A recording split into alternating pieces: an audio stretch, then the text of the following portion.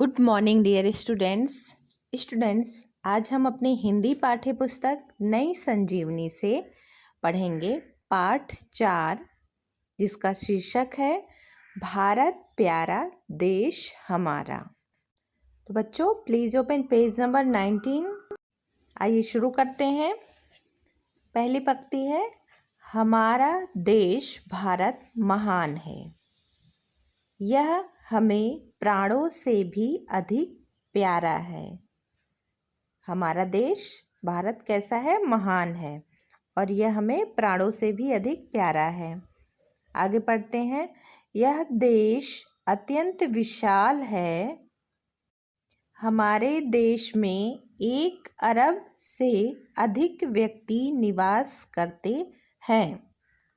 अर्थात यह देश बहुत अधिक विशाल है, बहुत अधिक बड़ा है।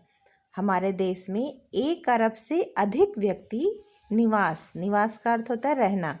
1 अरब से अधिक व्यक्ति हमारे देश में रहते हैं।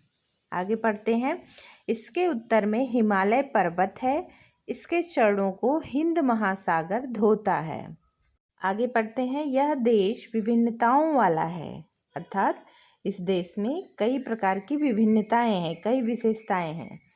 कैसी विशेषताएं हैं? आगे पढ़ते हैं, इसमें कहीं ऊंचे ऊंचे पर्वत हैं, तो कहीं लहलहाते खेत, कहीं राजस्थान का मरुस्थल है जहां नाम मात्र को वर्षा होती है, और चेरापूंजी नामक स्थान भी हमारे ही देश में है। कैसी विशेषताएं हैं, कैसी भिन्नताएं हैं हमारे देश में?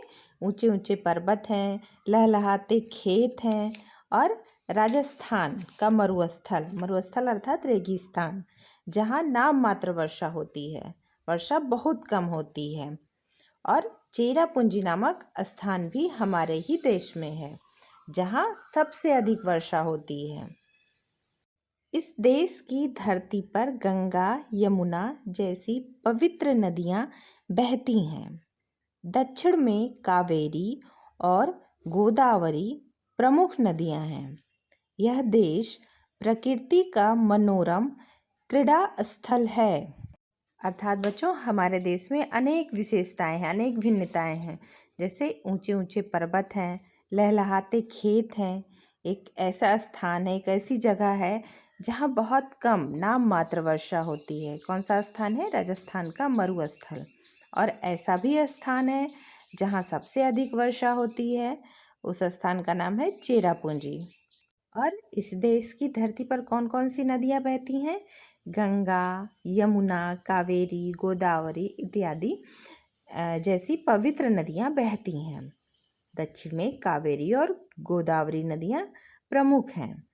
यह देश प्रकृति का मनोरम क्रीड़ा स्थल है, अर्थात यह देश, हमारा भारत देश, प्रकृति का मनोरम अर्थात कि मन को रमने वाला, जो मन को सुंदर लगे, अच्छा लगे, क्रीड़ा स्थल अर्थात खेलने का स्थान, अर्थात यह देश प्रकृति का मनोरम क्रीड़ा स्थल है, अर्थात प्रकृति को सुंदर लगने वाला एक खेलने का स्थान है।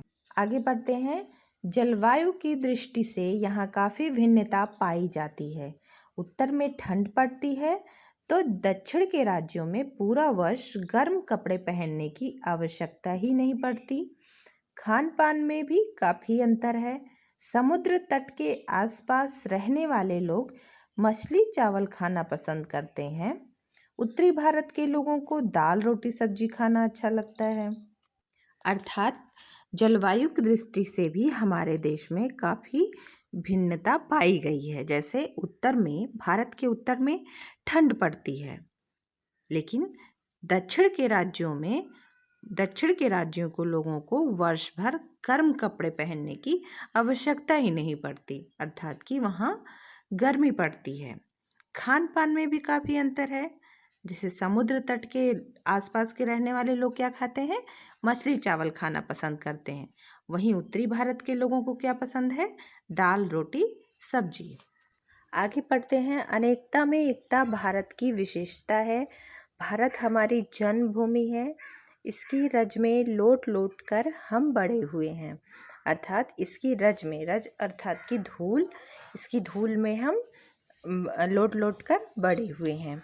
यहाँ की धरती हमें सभी प्रकार के सुख प्रदान करती है। यहाँ की धरती जो है वो हमें सभी प्रकार के सुख प्रदान करती है। राष्ट्र कवि मैथिली शरण गुप्त ने इसी बात को अपनी कविता में कहा है, जिसकी रज में लोट लोट कर बड़े हुए हैं, घुटनों के बल सरक सरक कर खड़े हुए हैं, परमहंस सम बाल्यकाल में सब सुख पाए, जिसके कारण धूल भरे हीरे कहलाए। अर्थात बच्चों, मैथिली शरण गुप्त जी के कहने का तात्पर्य है कि जिसकी रज में अर्थात जिसकी धूल में हम लोट लोट कर बड़े हुए हैं, घुटनों के बल सरक सरक कर खड़े हुए हैं और घुटनों के बल चल चल कर हम खड़े हुए हैं, परमहंस सम बाल्यकाल में सब सुख पाए, अर्थात कि परमानंद के समान हम बाल्यकाल में ही सभी सुखों को प्राप्त कर लिए, जिसके कारण हम धूल भरे हीरे कहलाए। आगे पढ़ते हैं। भारत अत्यंत प्राचीन देश है, इसकी संस्कृति महान है। भारत की प्राचीनतम भाषा संस्कृत है। भारत में अनेक भाषाएं बोली और समझी जाती हैं। भारत की प्राचीनतम भाषा क्या है? संस्कृत है। और भारत में कई प्रकार की भाषाएं बोली और समझी जाती हैं। तो बच्चों, आज के लिए बस इतना ही। आपका होमवर्क है, आप इस पाठ में आए कठिन शब्दों के अर्थ को कॉपी में लिखिए और याद करिए और उसकी एक फ़ोटो खींचकर क्लास ग्रुप में अपलोड करिए। Thank you students.